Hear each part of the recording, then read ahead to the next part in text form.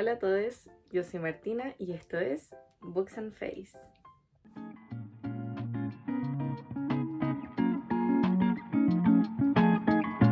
Finalmente les traigo el último video que me quedaba grabar con respecto al 2024 y de hecho es uno de los videos más importantes del canal que se hacen anualmente y es el de mis mejores lecturas del año pasado y ahora estamos en 2025 en este momento. Hice una selección de 10 libros que para mi gusto son aquellos que más me gustaron, que más disfruté. Hay algunos que califiqué con 5 estrellas, hay otros que no, porque como les he comentado a veces, a mí realmente una historia termina de cerrarme con el paso del tiempo y ahí me doy cuenta realmente de lo importante que es. Por eso hay veces que califico una historia, por ejemplo, con 3,75 de 5 estrellas y en realidad es un libro que me llegó muy fuertemente y que quizás ahora calificaría con 5 estrellas, pero en su momento no lo hice. La cuestión para mí es que no es tan importante la calificación como tal, a pesar de que sin duda la califico por cómo me hizo sentir en ese momento, pero lo que me resulta más importante al momento de recomendar o de hablar de una lectura, como les hago en este video, es enseñarles estas lecturas que realmente me impactaron, que forman parte de mi vida, en las cuales pensé mucho. Hay lecturas en las que pienso todos los días, que eso es obviamente mi libro favorito, Dune. En Dune yo pienso todos los días. Y esa es la meta que busco siempre cuando estoy leyendo, encontrarme con una lectura que me llene el corazón, que logre verme reflejada en los personajes, que me impacte, que genere un cambio en mí, etc. Así que sin alargar más esto, voy a hablarles de estos libritos en el orden de el 10 al 1. Todos me gustaron mucho, pero el 1 es el que más me gustó, en el que más pienso, así que partamos. Librito número 10 de esta lista es La princesa y el sándwich de queso. Lo leí el primer mes del 2024 en enero. Y aquí seguimos a Lady Camembert, que si se dan cuenta tiene nombre de queso, que de hecho todos los personajes de esta novela gráfica tienen nombre de queso. Y ella es lesbiana, su padre lo sabe, pero lamentablemente debido a la sociedad que viven, que es un poquito medieval, ella debe casarse con un hombre o la opción que decide se transforma en un hombre, es decir, se viste como hombre y va a la ciudad más cercana y se presenta como Lord Camembert. Ahí conoce a la princesa Brie, que está haciendo un baile para que se dejen de usar las pieles de animales, porque ella es activista ambiental y animal en esta novela. Y se atraen, se gustan. Hay inmediatamente una atracción notoria en la novela. Y vamos viendo cómo se va desarrollando esta amistad, esta cercanía inicial, como también conoce a otros personajes como Lady Ricotta. Es una novela gráfica cuyas ilustraciones me gustan mucho. De hecho, tiene la esencia de ilustración que a mí más me gusta encontrarme dentro de la literatura. Es la que más disfruto. Ya pensando en los personajes, me pasó que cuando estaba leyéndola me sentía muy identificada con Lady Camembert y por la serie de situaciones que va viviendo a lo largo de la novela, no por lo que pasa antes, sino por lo que ella va sintiendo. Y hay un punto en el que ella está muy mal y la forma en la que pasa este duelo, entre comillas, es igual a lo que yo hice cuando estuve en su misma situación. Entonces, verme reflejada de esa forma en la novela me dio mucha tristeza. Lloré cuando lo estaba leyendo, pero no solo lloré, fue una novela que me generó un montón de emociones. Fue muy diversa para mí en ese sentido, porque es tan divertida, a pesar de ese momento que es muy específico. Es muy divertida partiendo por el hecho de que, como les dije, los personajes tienen nombre de queso, Toda la novela gira en torno al gusto por el queso.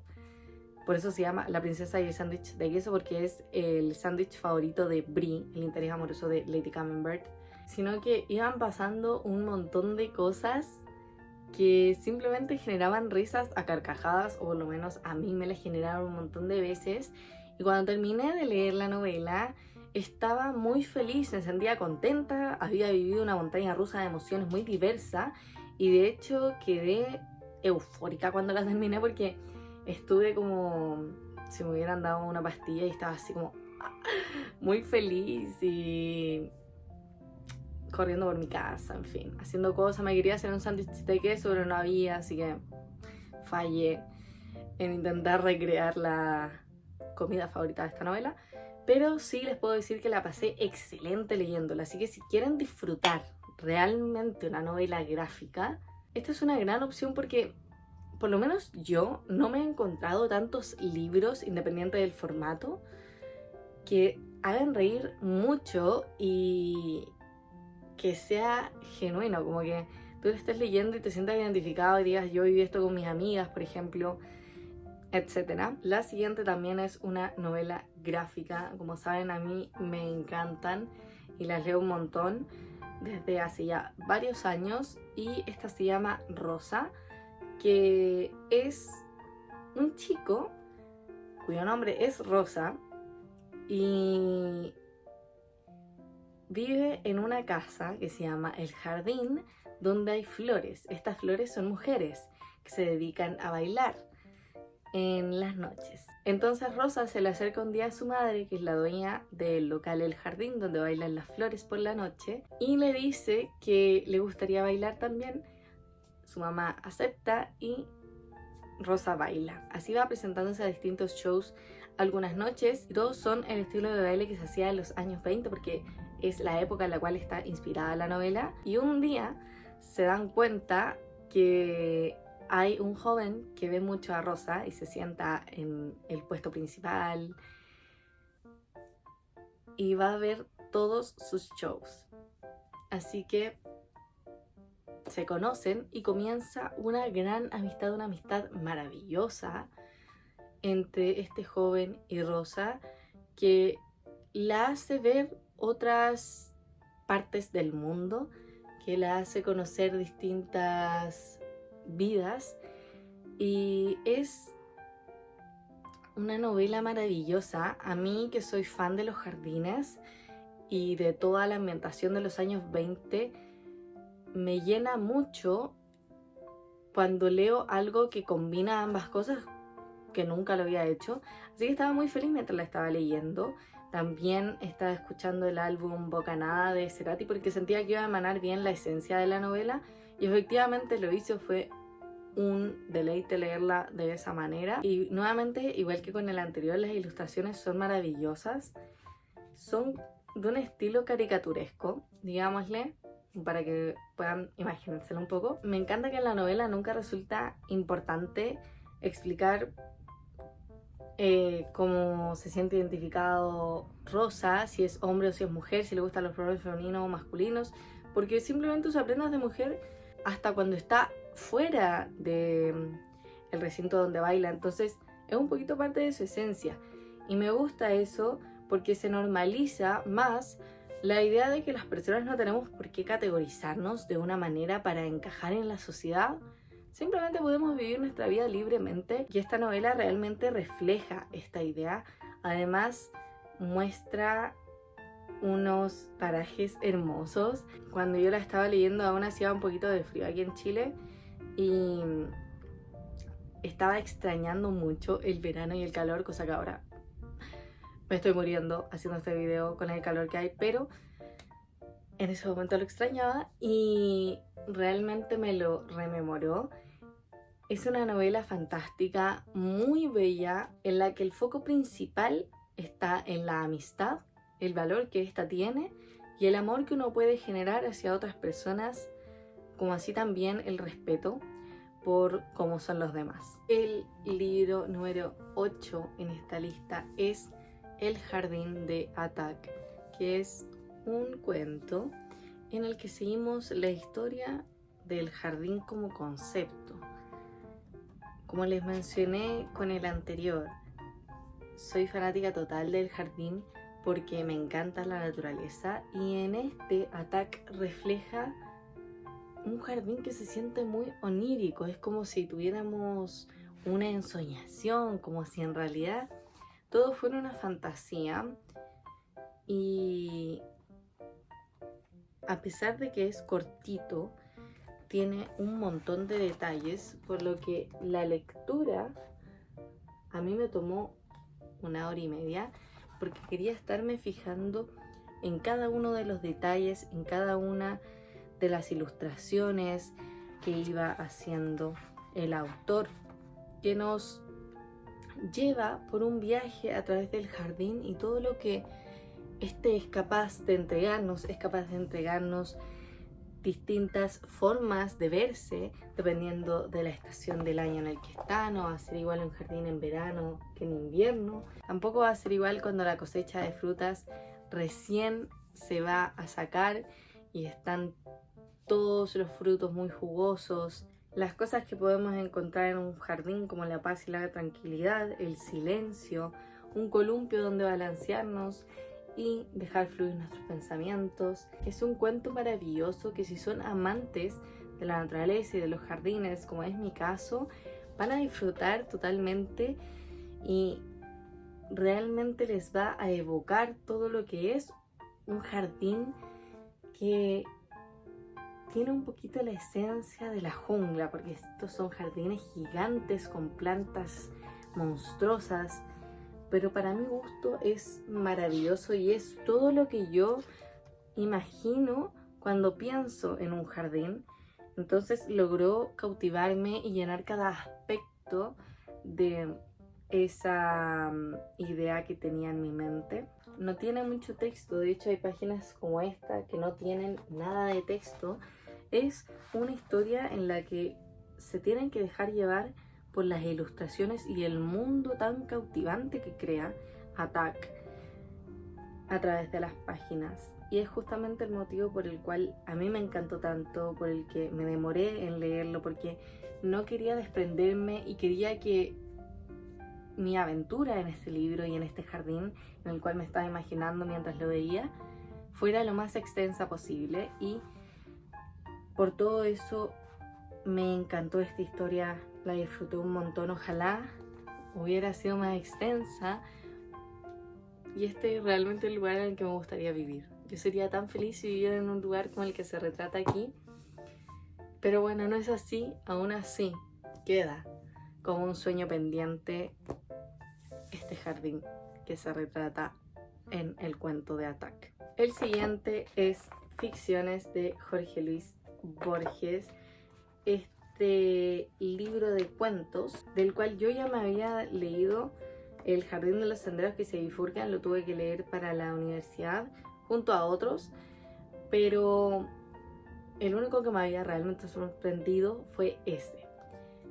Ya tiempo después decidí comprarme este libro y leer a Borges, a pesar de que este no es el libro que recomiendan para empezar. No me importó nada, fui contra la corriente y lo leí. Leer a Borges no es como leer una novela juvenil, porque primero él escribe para adultos y segundo es bastante erudito, por lo tanto uno debe sentarse, estar tranquilo, relajado, concentrado y leer. Si no, les va a ser muy difícil entender lo que está diciendo. A mí sobre todo me cuesta entender sus relatos matemáticos porque yo no soy muy buena en matemáticas y él habla de cosas que son ficticias de matemáticas aquí, entonces a mí ya me cuesta la real situación matemática. La ficción me resulta más complicado, pero aún así luché por intentar entenderlo, y obviamente esos no fueron mis cuentos favoritos, pero sí lo fueron otros como Funes el Memorioso, Las ruinas circulares, El jardín de los senderos que se bifurcan, y esos fueron mis favoritos. Realmente él tiene una forma de escribir muy peculiar, como les digo, se nota que es una persona que sabía muchas cosas y de hecho lo pueden notar también si es que ven cualquier video de él hablando, es algo evidente. Y además con este libro me di cuenta que me gustan mucho los cuentos y después de este leí otros, no cuentos necesariamente infantiles, sino también los cuentos adultos. El cuento como género es algo que me gusta mucho leer porque son relatos cortos pero muy significativos y básicamente siguen un poco la idea de menos es más, porque en general son cortos pero tienen mucho contenido. Aquí hay muchas reflexiones que va haciendo el escritor, sobre todo, como les digo, con Funes el Memorioso, que es mi favorito porque me siento muy identificada con el tema de la memoria en las historias. Si hay personajes con buena memoria, yo inmediatamente me reflejo en ellos. Aquí hay variados géneros: policial, thriller, fantasía, etcétera, que se van dando y hacen que la historia sea más variada y así no nos quedemos solo en un género. Pero si quieren leer algo innovador, diverso y novedoso, sin dudas este es el libro que les recomiendo porque es muy distinto de lo que yo alguna vez leí y eso lo hace muy especial para mí. Además, como les digo, me hizo entender que me gustan mucho los cuentos y por eso le tengo un cariño especial. El siguiente, finalmente, es una novela de la cual les he hablado un montón y esa es La heredera del tiempo, de Constance Torblanche.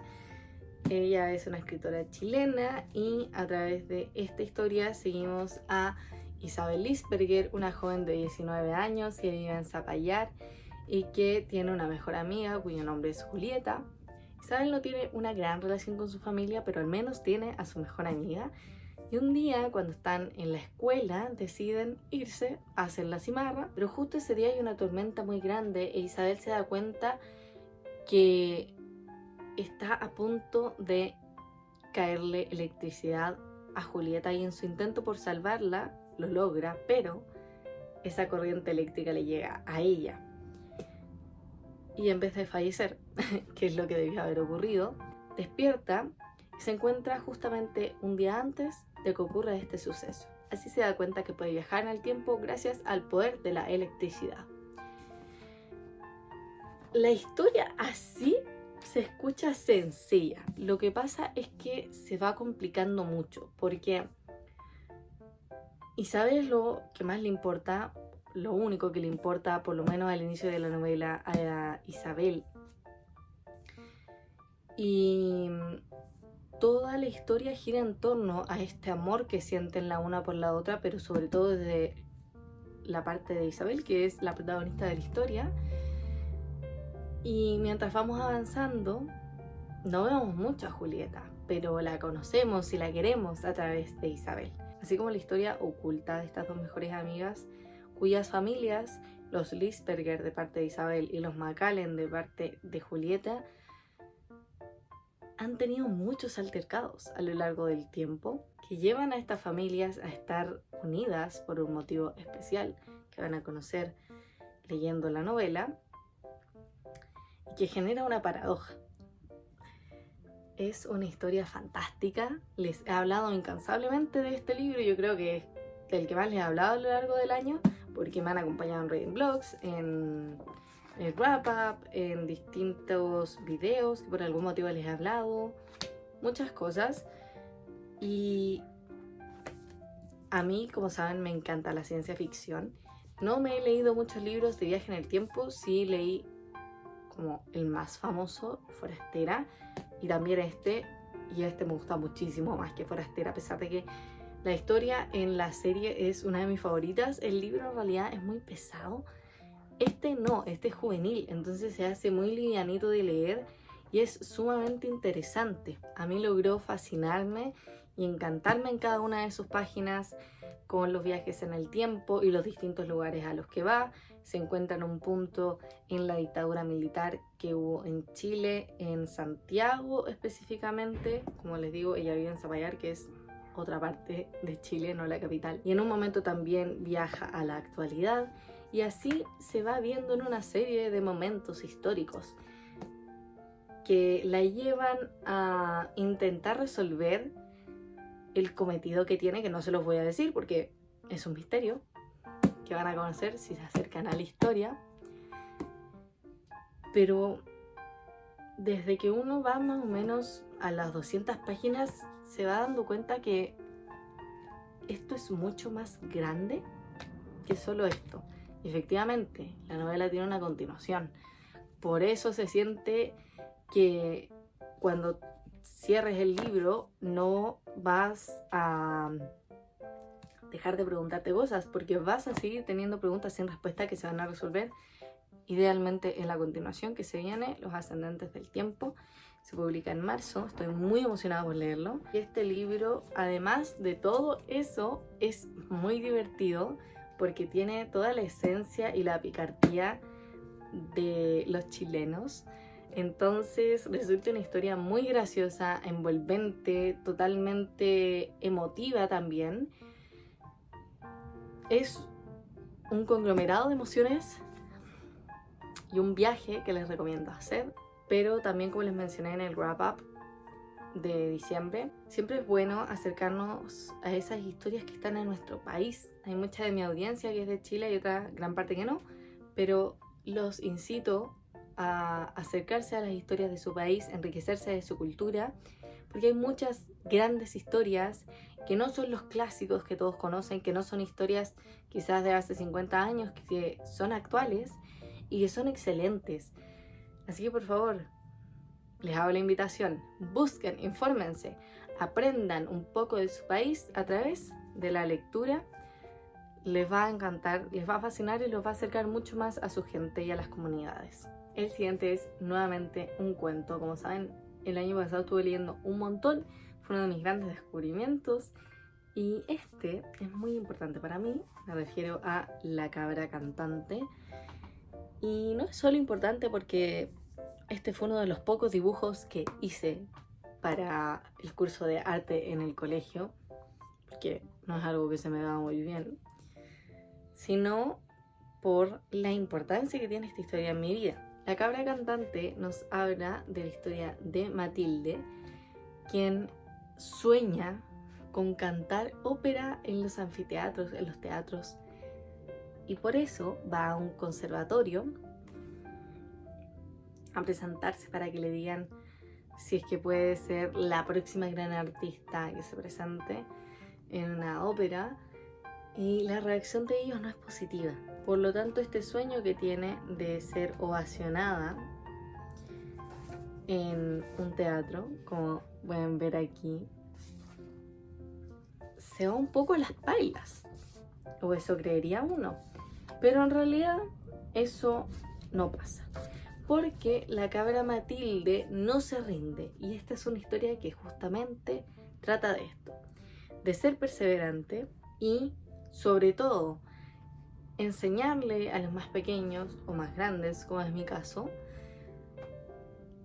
que hay gente en la vida que te va a decir no, que a pesar de que tú sientas que eres bueno en algo o que estés muy apasionado con respecto a, por ejemplo, ser artista, ser cantante, te van a decir que no y no te van a aceptar, y de hecho van a decir que eres malo en lo que haces. Pero eso no te debe detener, de hecho debe ser un impulso. Y eso es lo que pasa con Matilde, la impulsa y se presenta en otro lugar. Y la gente sí aprecia lo que ella hace.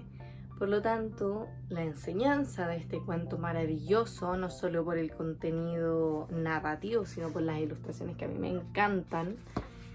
La cabra Matilde es una cosita demasiado tierna. Es que,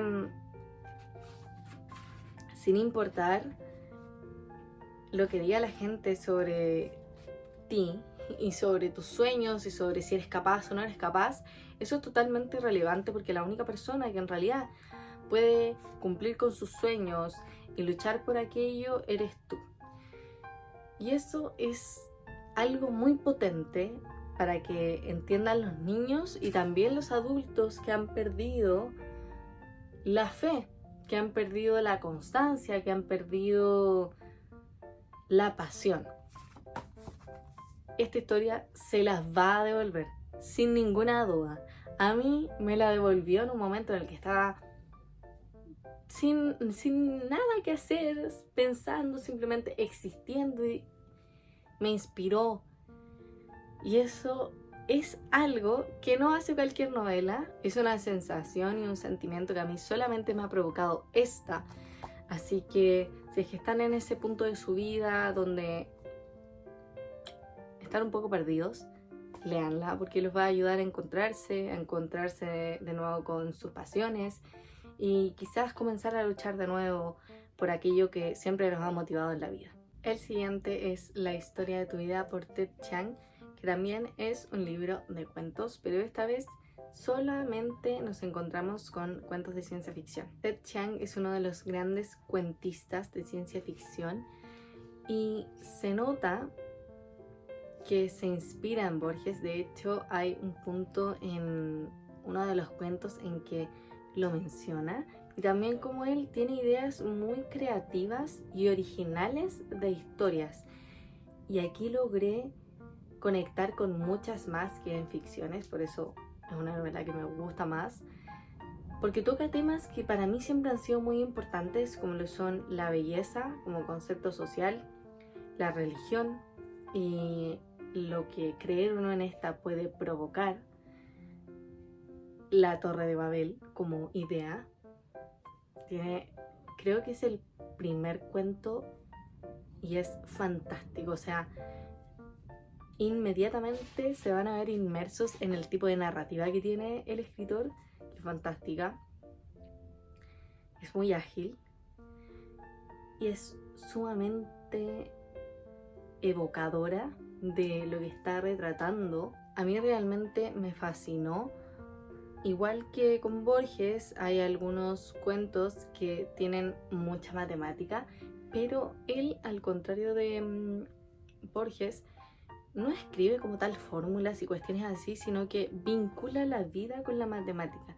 Y eso es lo que iba haciendo a lo largo de todos los cuentos, que a mí logró vincularme mucho más con la novela.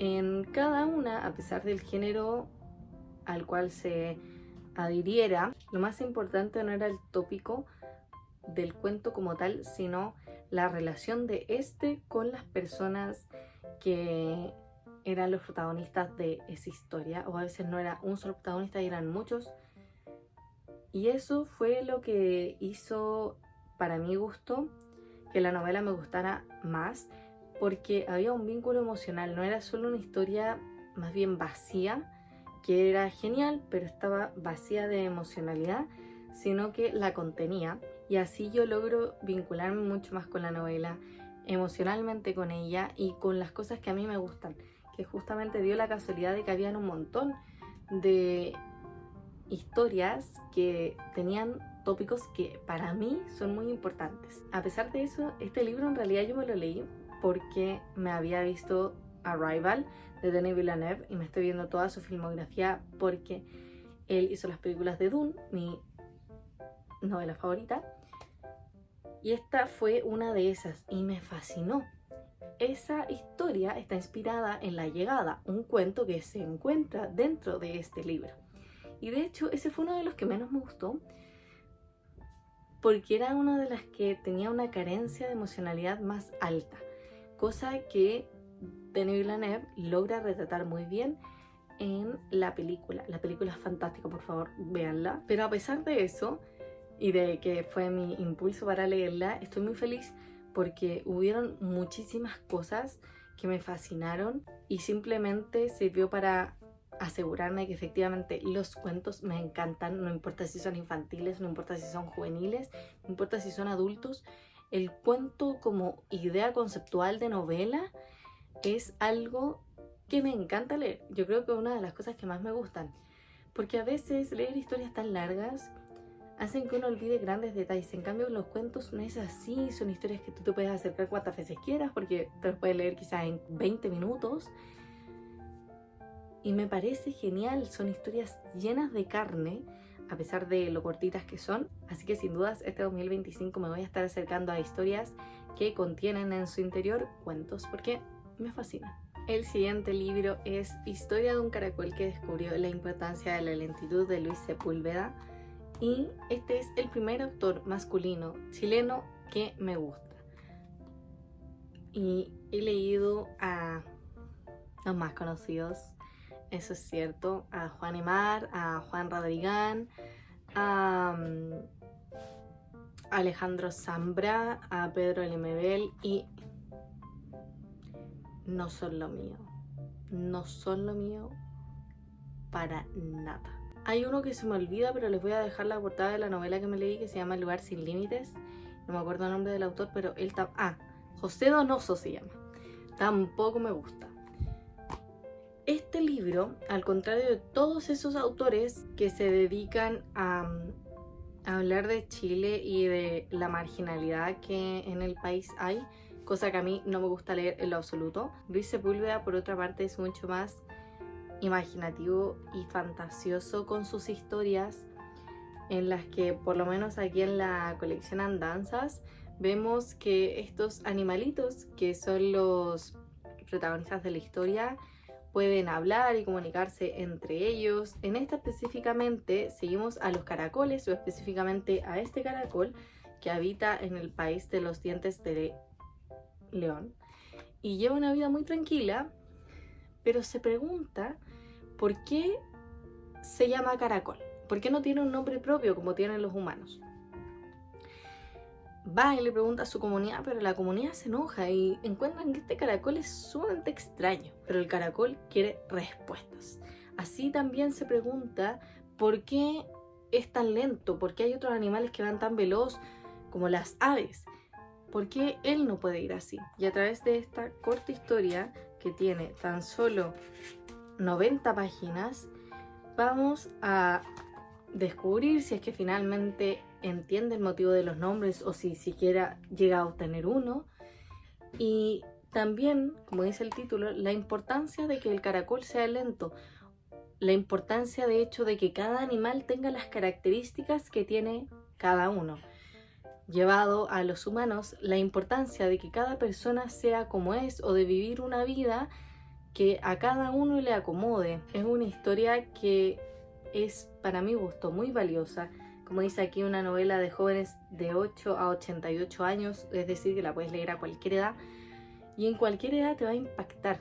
Sobre todo a mí, en un punto a inicio de año que estaba ya desde hace años anteriores muy preocupada por el paso del tiempo, por lo rápido que va, viviendo la vida con prisa, pero anhelando tener una vida más apacible.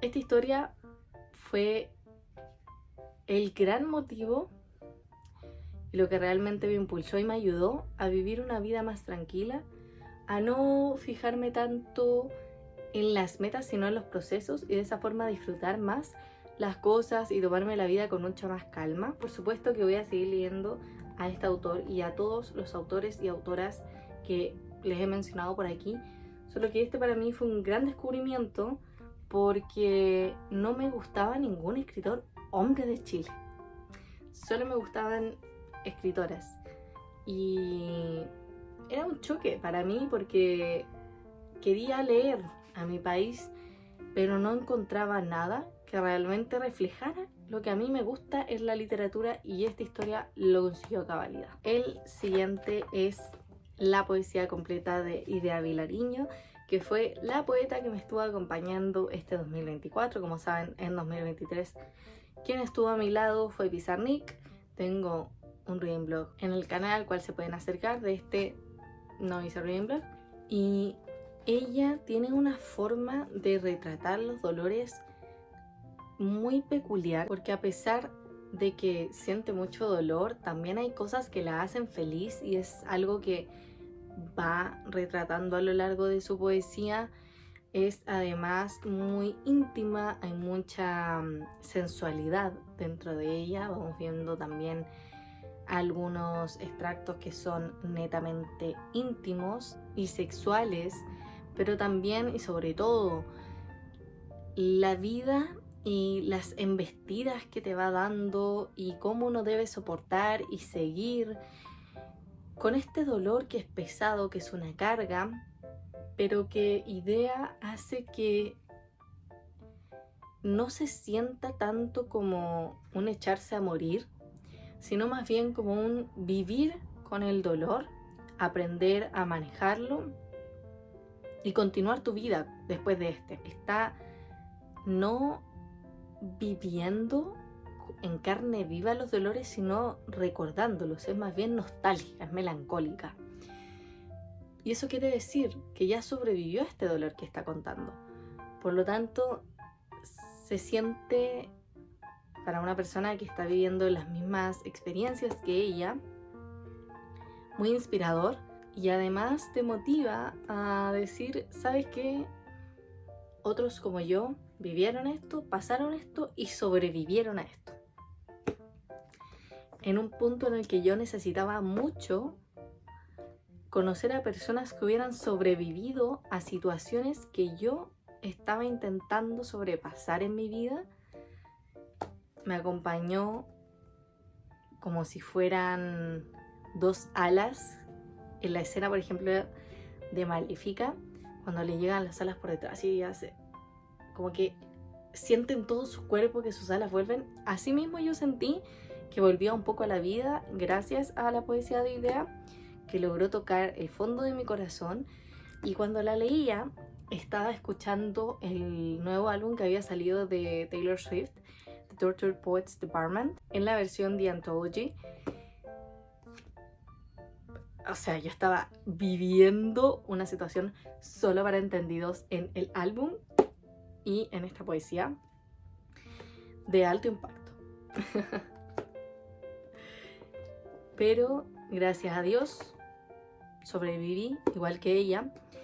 Y otra cosa que también me pareció muy peculiar es que, además de todo esto que les mencioné, hay algunos poemas que son respecto de su contexto cultural y social, es decir, son poemas para su patria. Y eso es algo que yo nunca había encontrado en una poesía, por lo tanto también lo valoro porque es una poeta que no solo se centra en los sentimientos y quizás en los desamores, sino también en muchas otras situaciones que uno va viviendo en el día a día y que las logra reflejar a través de su escritura. Y finalmente llegamos a mi libro favorito del 2024, que si me conocen y saben cuál es mi libro favorito, que de hecho ya se lo mencioné en este video, tiene que ver con él, y es, por supuesto, Hijos de Dune de Frank Herbert, el tercer tomo de la saga Dune, en el que concluye finalmente la historia de Muad'Dib. La historia de Dune nos plantea un universo intergaláctico que sigue un régimen feudal bajo el emperador Padishah IV Corrino, quien es un hombre celoso de una de las casas que conforman las grandes casas de este universo, y ellos son los Atreides, con el duque Leto, la dama Jessica y el protagonista, Paul Atreides. La cosa es que el emperador le dice a los Harkonnen, que son los archienemigos históricos de los Atreides, son la casa contraria a ellos en valores y en todo, y son también quienes rigen en el planeta Dune o Arrakis, que es el nombre imperial, que se tienen que ir de aquí porque va a llegar una nueva casa, y esa casa son los Atreides. Pero ¿por qué será? ¿Qué se encuentra detrás de esta decisión política? Lo iremos descubriendo a lo largo de la lectura. Así como también, y paralelo a esto, cuando los Atreides llegan a Dune, Paul empieza a escuchar que la gente dice Lisan al-Gaib. Su madre le explica a la dama Jessica, una Bene Gesserit, que ellos, los nativos, creen que Paul es el Mesías que han esperado por tanto tiempo, aquella persona que los va a librar del poder imperial, que va a traer el paraíso verde y va a cambiar toda la ecología del planeta, que va a pasar de ser un planeta desértico a un planeta lleno de plantas y mar, el recurso más escaso de este universo, en el que el planeta de Dune tiene también el más poderoso e importante recurso de todo el universo, la melange, o especia que producen los gusanos de arena gigantes que habitan por las tierras de Arrakis y que sirve para realizar los viajes intergalácticos y tener una visión de ellos. Es una historia fantástica Dune para mí lo es todo porque engloba todo lo que a mí siempre me ha gustado, que es ecología y religión, además política de una forma que es interesantísima. Un tema que a mí nunca me ha interesado, resulta interesante en estos libros. Y en este seguimos sobre todo a otros personajes, que son la Dama Jessica, Leto II y Alia. Con cada libro que voy leyendo de Dune me sorprendo y no dejan de hacerlo, porque siento que ya leí un montón de cosas y el mundo se sigue expandiendo y siguen pasando muchas cosas. Eso sobre todo lo que sentí al final de esta novela, en la que estaba un poco confusa leyéndolo. Me volví a leer muchas veces lo que estaba pasando para lograr entender la situación, que si ya se la han leído me entenderán, o si están próximos a leer Dune, cuando lleguen a este libro lo entenderán, porque lo que pasa es extrañísimo, pero es fantástico, porque en la literatura yo jamás me había encontrado con algo así. Es algo que quizás los autores no se atreven a hacer. Frank Herbert es muy osado y hace cosas impredecibles, cosas que en la literatura no se encuentran. Tiene siempre un alto contenido filosófico. Este libro tiene mucha intriga política, hay personas intentando matar a quienes rigen el imperio y un montón de cosas sucediendo. Es un libro simplemente espectacular. Para mí, toda la saga de Dune es una cosa de otro mundo y a mí no hay nada que se le compare porque es tan extenso, es tan vasto, es tan gigante y lleno de contenido que pareciera que nunca se acaba, que simplemente no puedo dejar de recomendárselas, a pesar de que puede resultar un poco difícil. Aparte, en esta se llevan a los límites todas las cosas que nos habían mencionado en las dos novelas anteriores de la Cofradía Espacial, de las Bene Gesserit, que son los grupos más importantes dentro de la historia, los eruditos, digámosle. Pero no solo eso, sino que también los personajes llevan sus personalidades al límite total. Están eufóricos todos, están como si fuera a llegar una bomba, porque pasan cosas aquí que no les voy a decir porque no pienso decir ningún spoiler, pero simplemente los invito y los animo totalmente a leerse la saga de Dune, que es lo mejor que se ha escrito alguna vez en esta historia y en este mundo, y yo la amo. Por favor, denle una oportunidad a Dune. No importa si es una saga que se escribió hace 60 años, no importa si les han dicho que puede ser complicada. Si ustedes realmente se sientan tranquilos y leen la novela, la van a entender y la van a disfrutar y les va a encantar porque es espectacular. Esos fueron mis 10 libros favoritos del 2024. Si me siguieron a lo largo del año habrán podido ver que fui muy variada con mis lecturas. Es algo que pretendo continuar para este 2025, al igual que 50 libros como reto de lectura. Eso leí en 2024, eso pretendo leer ahora en 2025 y espero que sea un excelente año de lecturas, porque el año pasado fue un excelente año de lecturas para mi gusto. Quedé muy contenta después de haber tenido un 2023 bastante bajito. Espero también tomen recomendaciones de aquí, porque estos son mis libros selectos de 2024. Son los libros que sí o sí los invito a leer, que por favor los lean. Los incito totalmente que se animen con cualquiera de ellos. Voy a ser muy feliz si le dan una oportunidad y se acercan a estas historias tan buenas, que logran evocar todo lo que los escritores o escritoras van plasmando con las páginas. Yo creo que ya se han dado cuenta hasta este punto que soy muy apasionada por todas estas historias. Todas me lograron llegar de maneras distintas. Hay algunas que obviamente me fascinan más que otras, y ya avanzado el video también es un poco evidente cuáles me emocionan mucho más, pero todas son fantásticas y todas son lecturas que sin dudas les recomiendo que lean. y espero que les gusten. Sin nada más que agregar, espero hayan disfrutado de este video. Si es así, denle a like, suscríbanse y activen la campanita para que les lleguen las notificaciones de todos los videos que voy subiendo. No olviden comentarme si es que se llevan desde ya alguna recomendación o libro que quieren leer próximamente, estos de los que estuve hablando, cuáles fueron sus 10 mejores lecturas del año o cualquier otra cosa que me quieran decir. Y nos vemos en una próxima. Bye.